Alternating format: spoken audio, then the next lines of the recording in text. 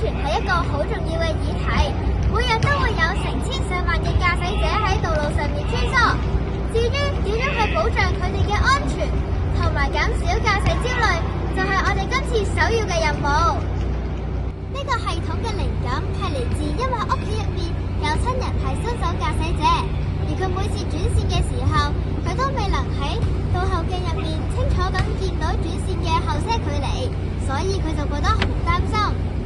而我哋嘅感應器就會黐喺車嘅後方，仲會嚟監測轉線嘅後車距離，並會提供即時嘅反饋。我哋而家測試一下呢個系統嘅運作。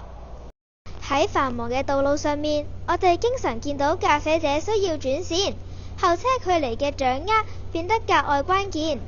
轉線儀用咗 microbit 編程同埋紅綠燈嘅視覺信號，提醒駕駛者，幫助佢哋喺轉線嘅時候保持安全距離，有效減少事故風險。另外，後鏡加入水撥系統，落雨嘅時候亦都唔使擔心水珠會影響視線。喺窄路前進亦都係駕駛者一件擔心嘅事，尤其係新手司機，未必可以掌握到車輛大細係咪可以通過窄路。後鏡亦都加入咗雷射紅線，可以令司機知道車輛前進時嘅位置。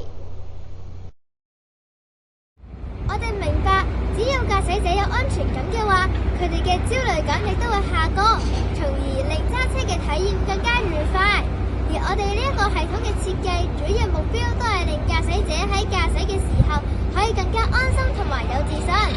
希望呢個設計可以幫到你哋啦。